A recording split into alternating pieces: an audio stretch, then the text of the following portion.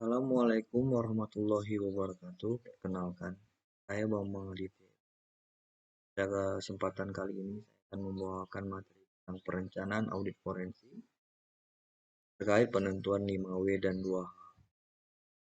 Adapun materi ini adalah merupakan tugas ujian akhir semester mata kuliah audit forensik dan dosen pengampu Ibu Wulandari SE/MAK, Program Studi Akuntansi, Fakultas Social Science, Universitas Pembangunan Pancasila. Saya akan memulai materi dimulai dengan pengertian audit forensik. Audit forensik terdiri dari dua kata, yaitu audit dan forensik. Audit adalah tindakan untuk membandingkan kesesuaian antara kondisi dan kriteria. Sementara forensik adalah segala hal yang bisa diperdebatkan di muka hukum atau pengadilan. Dengan demikian, audit forensik bisa didefinisikan sebagai tindakan menganalisa dan membandingkan antara kondisi di lapangan dengan kriteria untuk menghasilkan informasi atau bukti kuantitatif yang bisa digunakan di muka pengadilan. Karena sifat dasar dari audit forensik yang berfungsi memberikan bukti di muka pengadilan, maka fungsi utama dari audit forensik adalah untuk melakukan audit investigasi terhadap tindak kriminal dan untuk memberikan keterangan saksi ahli di pengadilan. Audit forensik dapat bersifat proaktif dan reaktif. Proaktif artinya audit forensik digunakan untuk mendeteksi kemungkinan risiko terjadinya fraud atau kecurangan. Sementara itu reaktif artinya audit akan dilakukan ketika ada indikasi awal terjadinya fraud. Audit tersebut akan menghasilkan red flag atau sinyal atas ketidakberesan. Dalam hal ini audit forensik yang lebih mendalam dan investigatif akan dilakukan. Tujuan dari audit forensik adalah mendeteksi atau mencegah berbagai jenis kecurangan atau fraud. Penggunaan auditor untuk melaksanakan audit forensik telah tumbuh pesat. Untuk mendukung proses identifikasi alat bukti dalam waktu yang relatif cepat, agar dapat diperhitungkan perkiraan potensi dampak yang ditimbulkan akibat perilaku jahat yang dilakukan oleh kriminal terhadap korbannya, sekaligus mengungkapkan alasan dan motivasi tindakan tersebut sambil mencari pihak-pihak terkait yang terlibat secara langsung maupun tidak langsung dengan perbuatan tidak menyenangkan dimaksud. Tugas auditor forensik. Auditor forensik bertugas memberikan pendapat hukum dalam pengadilan. Di samping tugas auditor forensik untuk memberikan pendapat hukum dalam pengadilan, ada juga peran auditor forensik dalam bidang hukum di luar pengadilan. Misalnya dalam membantu merumuskan alternatif penyelesaian perkara dalam sengketa, perumusan perhitungan ganti rugi, dan upaya menghitung dampak pemutusan atau pelanggaran kontrak. Audit forensik dibagi ke dalam dua bagian, jasa penyelidikan dan jasa ligitasi. Jenis layanan pertama mengarahkan pemeriksa penipuan atau auditor penipuan, yang mana mereka menguasai pengetahuan tentang akuntansi, mendeteksi, mencegah, dan mengendalikan penipuan. Jenis layanan kedua merepresentasikan kesaksian dari seorang pemeriksa penipuan dan jasa-jasa akuntansi forensik yang ditawarkan untuk memecahkan isu-isu valuasi seperti yang dialami dalam kasus perceraian. Tim audit harus menjalani pelatihan dan memberitahu tentang pentingnya prosedur akuntansi forensik di dalam praktek audit dan kebutuhan akan adanya spesialis forensik untuk membantu memecahkan masalah. Mencoba menguak adanya tindakan pidana korupsi dengan audit biasa, general audit atau opinion audit, sama halnya mencoba mengikat kuda dengan benang jahit. BPK perlu alat yang lebih dalam dan handal dalam membongkar indikasi adanya korupsi atau tindak penyelewengan lainnya di dalam pemerintahan maupun dalam BUMD dan BUMN. Salah satu metodologi audit yang handal adalah dengan metodologi yang dikenal sebagai akuntansi forensik atau audit forensik. Audit forensik dahulu digunakan untuk keperluan pembagian warisan atau mengungkap motif pembunuhan. Bermula dari penerapan akuntansi dalam persoalan hukum, maka istilah yang dipakai adalah akuntansi dan bukan audit forensik. Perkembangan sampai dengan saat ini pun kadar akuntansi masih kelihatan.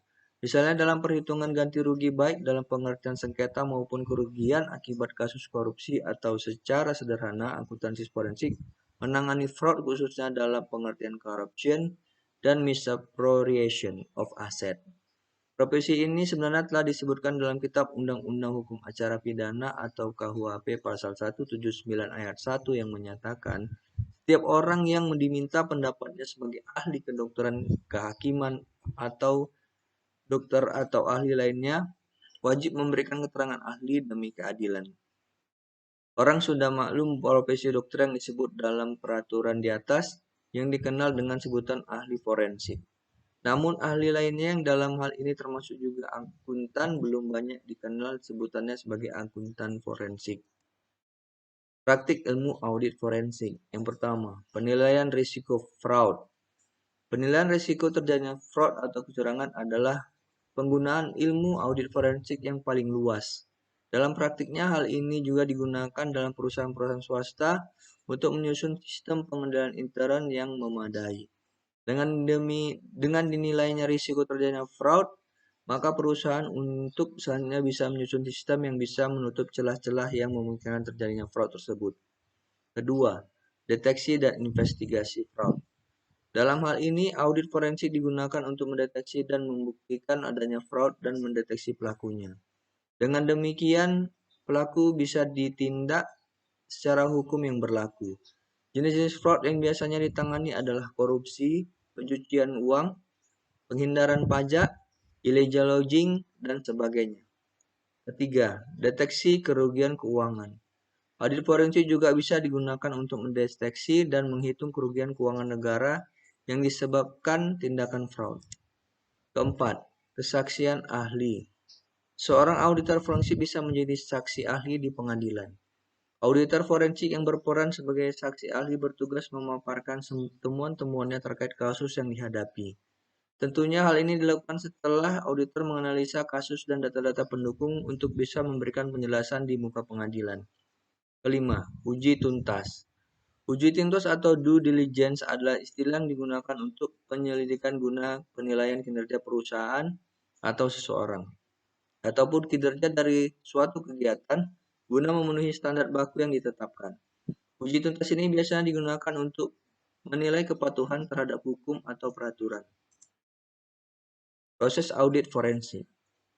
Yang pertama, identifikasi masalah.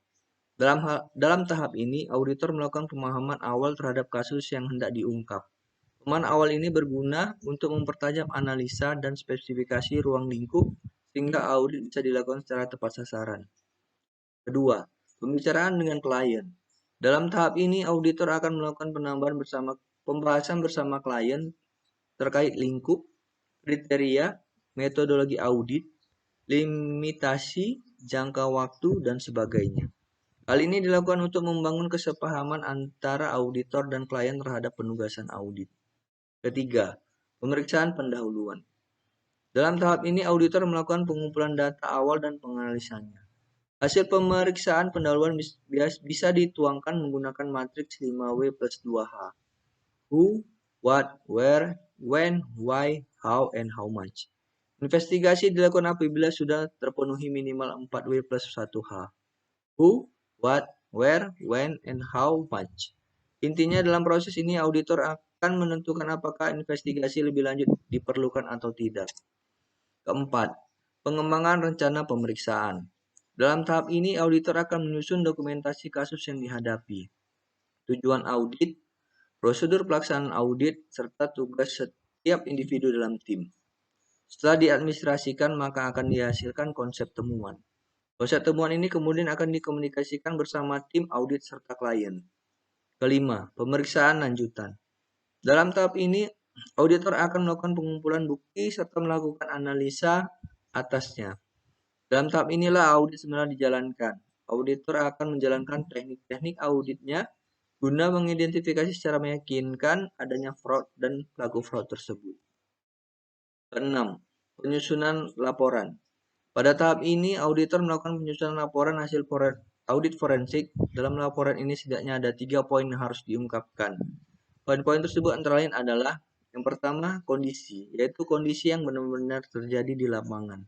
Kedua, kriteria, yaitu standar yang menjadi patokan dalam pelaksanaan kegiatan. Oleh karena itu, jika kondisi tidak sesuai dengan kriteria, maka hal tersebut disebut sebagai temuan. Ketiga, kesimpulan, yaitu berisi kesimpulan atas audit yang telah dilakukan. Biasanya mencakup sebab fraud, kondisi fraud, serta penjelasan detail mengenai fraud tersebut. Penjelasan metode 5W plus 2H. Metode 5W plus 2H adalah metode terstruktur. Sebagai alat bantu memunculkan ide-ide dengan menggunakan serangkaian pertanyaan yang terkait dengan permasalahan atau tujuan yang ditetapkan. Alat bantu ini mendorong tim untuk memperhatikan dan menanyakan setiap aspek dari suatu masalah atau tujuan yang akan diselesaikan. Rangkaian pertanyaan 5W2H ialah apa, kapan, di mana, siapa, mengapa, bagaimana, berapa biayanya. What, when, where, who, why, how, and how much. Metode ini dapat diaplikasikan dalam aktivitas. Yang pertama, menguji dan menanyakan suatu proses atau produk yang ditujukan untuk memunculkan ide-ide improvement.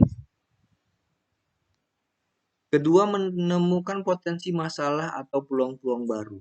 Ketiga, mendampingi tim dalam memunculkan ide-ide. Keempat, mengevaluasi semua isu-isu dan sebab masalah. Metode 5W2H dapat dipakai pada tahapan. Yang pertama, penentuan permasalahan atau tujuan. Kedua, mengumpulkan data-data dan pemetaan kondisi. Ketiga, menemukan penyebab atau peluang perubahan. Keempat, mengembangkan dan merencanakan solusi perbaikan atau solusi perubahan. Prosedur penggunaan metode 5W plus 2H. Langkah pertama, visualkan masalah atau pertanyaan tujuan kepada tim. Misalnya menurunkan jumlah kegagalan atau defect produk. Langkah kedua, buat tabel 5W2H di papan tulis dengan headline tabelnya ialah 5W2H question. Langkah ketiga, peserta menanggapi pertanyaan dan mengisi tabel.